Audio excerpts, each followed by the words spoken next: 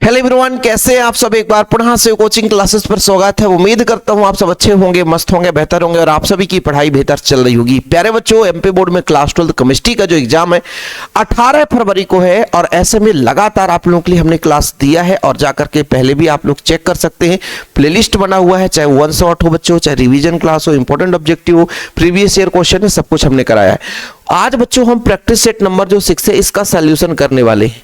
ठीक है, आप लोगों से गुजारिश है कि जो हमने 10 सेट प्रैक्टिस सेट प्रोवाइड किया है, 10 सेट, उसमें आप लोगों को कोई कंप्रोमाइज नहीं होना चाहिए। पूरे क्वेश्चन तैयार करना है। 10 प्रैक्टिस सेट आप लोगों को बढ़िया तैयार करना है।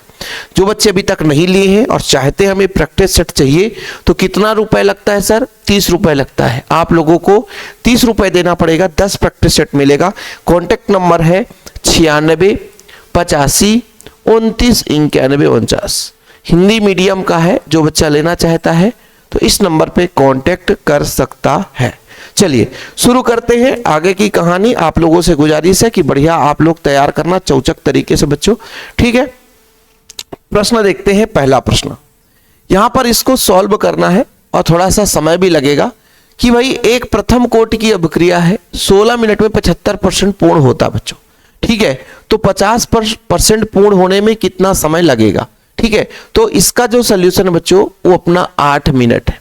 कितना? 8 मिनट है। ये प्रश्न आया प्रीवियस ईयर क्वेश्चन है बच्चों, 8 मिनट समय लगता है। निम्नलिखित एंजाइम माल्टोज को ग्लूकोज में बदलता है। कौन सा एंजाइम जो बच्चों माल्टोज को ग्लूकोज में बदल देता है? तो जो माल्टेज एंजाइम बच्चों, माल्टेज कहाँ पे है? हाँ, माल्टेज या माल्टेज जो एंजाइम है वो माल्टोज को ग्लूकोज में परिवर्तित कर देता है। एल्डिहाइड में जो अल्फा हाइड्रोजन होता है उसकी प्रकृति कैसी होती है बच्चों? तो उसकी प्रकृति अम्लीय होती है। कैसी होती है? अम्लीय होती है। 5 ग्राम NaOH, 5 ग्राम NaOH है ना, NaOH का आणविक द्रव्यमान 40 है।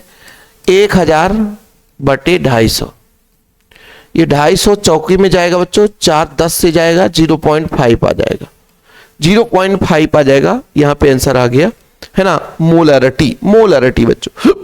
सेल स्थिरांक क्या कहलाता है? इलेक्ट्रोडों के बीच की दूरी और अनुप्रस्थ काट का क्षेत्रफल। ये अपना सेंटीमीटर है, क्षेत्रफल का सेंटीमीटर स्क्वायर। 1 सेंटीमीटर से 1 सेंटीमीटर कट गया बच्चों, सेंटीमीटर इनवर्स आ जाएगा। चलिए इसके बाद अपन प्रश्न क्रमांक 6 में देखते हैं बच्चों। संकुल यौगिक दिया हुआ है, इसमें समव्यपता बताना है। देखो, यदि सल्फेट अंदर चला गया और क्लोरीन बाहर आ गया तो फिर बच्चों यहां पे आयनन समव्यपता होता है। क्या? आयनन समव्यपता होता है। ठीक है, चलिए जल की मोलरता कितनी होती है? 55.56। ठीक, मानक हाइड्रोजन इलेक्ट्रोड का विभव का मान कितना? 0 माना जाता है। ठीक है, Ni2 पॉजिटिव का रंग कैसा होता है बच्चों? आप लोगों को बताना है। तो हरा होता है। कैसा होता है? हरा होता है। इसका हरा होगा है ना, यहां पर लिख लेना हरा। EDTA का रासायनिक नाम एथिलीन डायमीन टेट्राएसीटेट, एथिलीन डायमीन टेट्राएसीटेट। ठीक, एनिसाल को सांद्र H2SO4 और HNO3 के साथ मिश्रण किया जाता है तो क्या बनाया जाता है बच्चों? बताओ। आर्थोनाइट्रोएनिसाल और पैरानाइट्रोएनिसाल। क्या बनता है? इसका हो जाएगा आर्थोनाइट्रोएनिसाल, इसका हो जाएगा पैरानाइट्रोएनिसाल। क्या होगा बच्चों? आर्थोनाइट्रोएनिसाल और पैरानाइट्रोएनिसाल। मेथिल एमीन अमोनिया की अपेक्षा अधिक क्षारीय होता है। क्या होता बच्चों? अधिक क्षारीय होता है। चलिए आगे चलते हैं। सत्य असत्य वाले प्रश्न।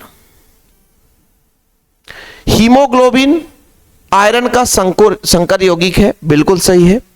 जब किसी बच्चे को रक्त की कमी होती है, एनीमिया हो जाती है बच्चों, तो आयरन का सिरप पिलाया जाता है। तो हीमोग्लोबिन आयरन का यौगिक है, सही है। डी ब्लॉक के तत्व को अंतः संक्रमण तत्व कहते हैं, गलत है। डी ब्लॉक के तत्वों को केवल संक्रमण तत्व कहा जाता है और एफ ब्लॉक के तत्वों को अंतः संक्रमण तत्व कहा जाता है बच्चों। ठीक है, याद रखिएगा आप लोग। आगे देखिए, बूटा जब क्रिया में सोडियम धातु का उपयोग किया जाता है, बिल्कुल हाँ। एल्किल हैलाइड है बच्चों, एल्किल हैलाइड है, जैसे इसके साथ हम सोडियम की क्रिया कराते हैं तो अपना क्या बनता है? एल्केन बनता है। जैसे आई अपना हट गया, R और R बना लिया, +2NaI, तो ये बच्चों अपना क्या हो जाता है? बूटा जब क्रिया। एथिलीन डाई एमीन टेट्राएसीटेट क्रिया कारक है, ये षटदंतुर है बच्चों, षटदंतुर है एथिलीन डाई एमीन, जो कि एक लिगेंड है। यहां पर पूछा है क्रिया कारक, तो गलत है ना, ये अपना सही है, ये गलत हो गया। 1984 में भोपाल त्रासदी में रिसने वाला गैस है मेथिल आइसोसाइनाइड, ये बिल्कुल सही है। लवण सेतु जो विलेनों की उदासीनता को बनाए रखता है, ये भी आपका सही है। लवण सेतु के 2 कार्य पूछा जाता है, इंपॉर्टेंट क्वेश्चन 2 नंबर में आ जाता है बच्चों। इसके बाद आप देखो क्लोरोफॉर्म का जो काम है वो निश्चेतक के रूप में कार्य करता है, सही है। हिंसबर्ग अभिकर्मक है C6H5SO2Cl, है ना। फिर संक्षारण बच्चों, संक्षारण में विद्युत रासायनिक सेल की क्रिया होती है ना। इटार्ड अभिक्रिया बेंजल्डिहाइड में हो जाएगा और माइकोडर्मा एसिडिक बॉन्ड ये अपना हो जाएगा C6H5OH को, है ना, एस्टिक अम्ल में परिवर्तित कर देता है। तो ये हमने सोल्यूशन कर दिया। ओके, अब हम बात करते हैं बच्चों, कहां पे चलेंगे, एक वाक्य में उत्तर। ठीक है, आप लोग जरूर ले लेना बच्चों। यदि आप सोचोगे कि सर हम 30 रुपए खर्च नहीं कर सकते, तो समझो आप जीवन में कुछ नहीं कर सकते हो। नाश्ता करने का जो रेट है 30 रुपए है आज की डेट में, और कहीं कहीं तो जाओ तो हाफ प्लेट चाउमीन नहीं मिलता। हमारे यहाँ 50 रुपया मिलता है बच्चों, चाउमीन खाना है हाफ प्लेट तो, और 120 रुपए में बढ़िया सब स्पेशल, और 100 रुपए 80 रुपए में फुल, ऐसा रहता है। चलो, किस कोटि की अभिक्रिया सांद्रता पर निर्भर नहीं करती बच्चों, तो शून्य कोटि की। कौन सी कोटि की, शून्य कोटि लिख लेना आंसर, शून्य कोटि।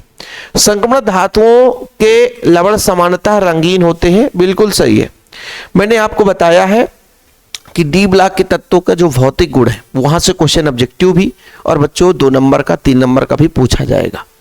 अयुग्मित डी कक्षक होने के कारण इलेक्ट्रॉन इधर उधर गति करते हैं, है ना। इसे कारण से उत्प्रेरकीय गुण, परिवर्तीय आक्षीकरण अवस्था, चुंबकीय गुण, रंगीन आयन, ये सब कुछ बनाते हैं अयुग्मित डी कक्षक के कारण।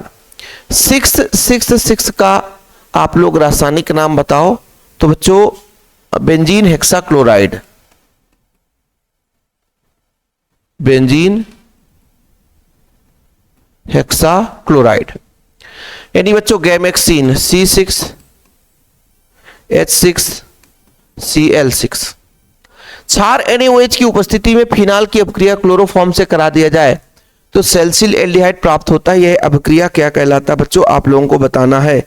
तो ये आप लोगों का किसके साथ क्रिया करेगा, फिनाल के साथ, है ना। तो ये कहलाएगा रीमर टीमर अभिक्रिया, रीमर टीमैन अभिक्रिया, रीमर टीमैन अभिक्रिया। मीरबेन का तेल नाइट्रोबेंजीन, मीरबेन का तेल नाइट्रोबेंजीन होता है, ठीक है, जिसको बोलते हैं C6H5NO2। तो इस तरीके से बच्चों इन प्रश्नों को आप लोग तैयार करेंगे। आगे चलते हैं, जो कि क्वेश्चन आप लोगों को देखना है। संचारण की परिभाषा लिखिए, फैराडे के विद्युत अपघटन का नियम। आप लोगों को बच्चों 1 शॉट जो रिवीजन क्लास है ना, वो आपको बहुत मदद करेगा, बशर्ते आप जब 1 शॉट क्लास देखेंगे तब। 1 शॉट रिवीजन क्लास यदि आप देखेंगे तो आपको बहुत मदद करने वाला है। आप लोग जरूर चैनल पे जाइए और 1 शॉट रिवीजन क्लास जरूर देखिए। ओके, चलिए इसके बाद देखते हैं बच्चों फैराडे के विद्युत अपघटन का नियम। अभिक्रिया की आणविकता और कोटि में 2 अंतर, अभिक्रिया की दर स्थिरांक में 2 अंतर। एल्किल हैलाइड का अमोनी अपघटन रासायनिक सहित लिखना बच्चों। डायजोनियम लवण की युग्मन अभिक्रिया को रासायनिक समीकरण सहित लिखना है। होमोलेप्टिक संकुल का एक उदाहरण देना है, ठीक है, हेट्रोलेप्टिक संकुल का, ठीक है। इस तरीके से बच्चों आप लोगों को क्वेश्चन देखने को मिलेगा। आप लोग देख लो, बहुत सिंपल क्वेश्चन ऐसे आप लोग देख सकते हो, 2025 की क्वेश्चन है लगभग ही।